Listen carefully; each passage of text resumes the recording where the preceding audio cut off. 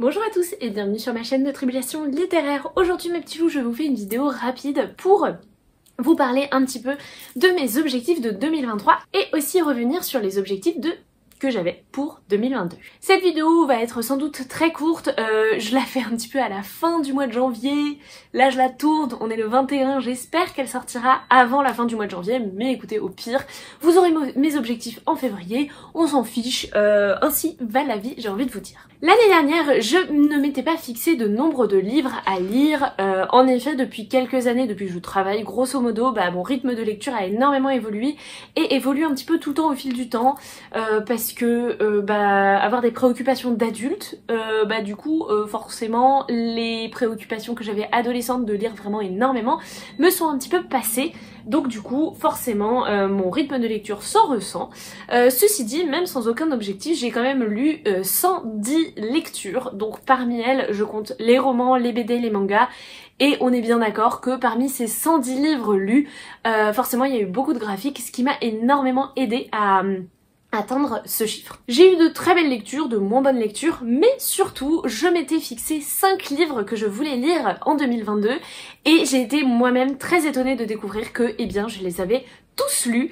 Je vous avoue que j'avais mes objectifs en tête en début d'année et puis après au milieu je les ai perdus et puis je les ai un peu retrouvés à la fin, ce qui faisait que j'étais persuadée d'avoir au moins un titre que j'avais laissé de côté et en fait non, pas du tout. Donc du coup pour 2023 je vais repartir sur cette idée de 5 livres à lire pour 2023 parce que on dirait que c'est un objectif que j'arrive à réaliser. Je vous fais donc un très rapide petit aperçu de toutes les lectures que j'ai lues parmi ces objectifs de 2022. Tout d'abord, j'ai enfin sorti de ma pile à lire Stand Still, Stay Silent, le livre 1, c'est publié chez Achilleos.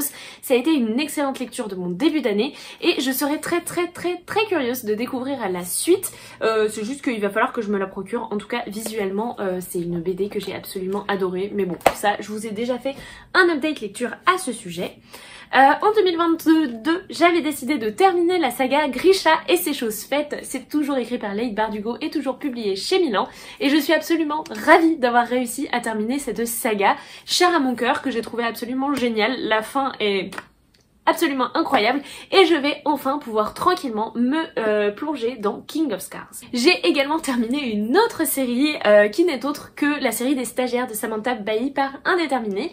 C'est publié au livre de poche et encore une fois je suis contente quand je termine des séries. Des fois quand je vous fais mon petit point sur mes sagas en cours, je me dis mais c'est pas possible d'en avoir autant, vraiment il faut arrêter d'en avoir autant, et donc du coup quand j'en termine c'est toujours plutôt pas mal, donc je suis très heureuse d'avoir enfin fini cette série. Et les deux autres ce sont des one shot. Le premier, pas du tout une relique de Mappal, pas du tout de raison autre que j'avais très envie de enfin m'y plonger. Il s'agit de Circé de Madeline Miller, c'est publié chez Pocket et ça a été un très joli coup de cœur, complètement différent de ce que j'avais pu ressentir pour le chant d'Achille, mais en même temps le personnage est diamétralement opposé, donc du coup j'ai passé un très bon moment de lecture tout de même. Et je suis très contente de enfin pouvoir dire que j'ai lu Le Chant d'Achille, mais aussi Circé de Madeline Miller. Enfin, celui-là par contre, c'était une relique de Mappal que ma petite binomètre m'avait offert il y a fort longtemps et j'avais très peur d'être déçue parce que là pour le coup on est vraiment dans un registre young adult pur et dur et j'avais peur de plus être dans cette vibe, mais bien au contraire ça a été un très beau coup de cœur. J'ai donc lu Nos faces cachées de Amy Harmon, c'est publié chez la collection R. Je ne vous en dis pas plus parce que ce livre a fait le tour des réseaux sociaux au moment de sa sortie. Je suis sûre que tout le monde l'a lu il y a déjà des années, moi je l'ai découvert bien plus tard, mais j'ai été conquise par cette lecture et je suis très contente de l'avoir mis parmi mes objectifs et de l'avoir lu du coup. Voilà donc les 5 livres que je m'étais donné à lire pour cette année et on passe aux 5 livres que j'aimerais lire en 2023. Dans les poches, parce que j'ai décidé de baisser un petit peu ma pile à lire de poche. Alors l'année dernière je m'étais dit un poche par mois.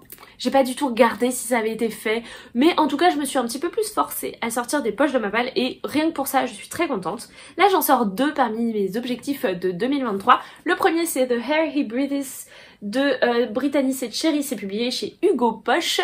Celui-ci un jour je l'avais commencé et en fait je l'ai jamais continué. D'ailleurs le marque-page est toujours dedans, donc du coup il serait peut-être temps que je m'y plonge enfin. Le deuxième poche commence à être quand même une relique de ma pile à lire et ma mère m'en parle sans cesse et plein d'autres gens, donc il serait quand même temps que je me lance. J'ai donc mis parmi ces objectifs Changer l'eau des fleurs de Valérie Perrin, c'est publié ici chez le livre de poche. Valérie Perrin est une autrice dont j'entends de plus en plus parler et que en bien. bien, donc du coup il serait peut-être temps que je la sorte enfin de ma pile à lire. Ensuite, dans les grands formats, j'ai décidé de sortir une relique de ma pile à lire. Il s'agit des derniers battements du cœur de Kelly York et Rowan Atwood, publiés chez Pocket Jeunesse. Et comme vous pouvez le voir, je trichouille un peu, mais je l'ai commencé. Donc du coup, je suis très contente de vous annoncer que déjà, il y aura un objectif sur les 5, normalement si je ne l'abandonne pas en cours de route, qui sera rempli. Deuxième grand format de cette pile à lire objectif 2023, c'est pour faire une saga avec la marque de Chronos. C'est le 3e tome des Chroniques Homérides d'Alison Germain, publié chez Le Chat Noir, et j'ai très hâte de terminer cette série. C'est juste qu'il va falloir que je trouve des petits résumés spoilants parce que je ne me souviens plus de tout. Voilà, c'est mon seul problème, mais en même temps cette année j'ai réussi à poursuivre la série des récits du demi-loup malgré le fait de ne pas avoir trouvé de résumés spoilants, et même s'il me manquait des petits éléments, franchement j'ai plutôt bien géré. Et enfin, le graphique que j'aimerais sortir de ma pile à lire, il me fait très envie, il a été offert par l'un de mes meilleurs amis et pourtant il poirote dans ma pile à lire tout de même. Il s'agit de La Bête de Zidrou et Franck P. C'est publié chez Dupuis. Et du coup, j'ai très hâte de découvrir cette BD, surtout qu'à mon avis, vu les textes, ça va être lu très rapidement, mais pour me donner un petit coup de pied aux fesses pour la sortir enfin de ma pile à lire, je l'ai mis dans mes objectifs de 2023. Voilà mes petits loups, c'est tout pour mes objectifs, je ne m'en fixe pas plus parce que j'ai déjà bien assez de choses à prévoir pour l'année 2023 qui vont me prendre du temps, de l'énergie, etc. Mais avoir ces 5 livres que j'aimerais sortir de ma pile à lire, c'est déjà un joli objectif, je trouve. N'hésitez pas à me dire si vous avez lu certains de ces livres qui se trouvent dans ma pile à lire d'objectifs, surtout si vous les avez aimés, essayez de me motiver à les sortir le plus rapidement possible, ça me fera énormément plaisir. N'hésitez pas non plus à me partager, vous, quels sont vos objectifs. Est-ce que vous donnez un objectif du nombre de pages, du nombre de romans lus, etc. N'hésitez pas pour qu'on partage, et moi je serais ravie de vous motiver un petit peu à atteindre ces objectifs. Sur ce mes petits loups, il est temps pour moi de refermer cette vidéo. Je vous souhaite de merveilleuses lectures. Encore une fois, bonne année 2023 et à très bientôt. Salut les petits loups!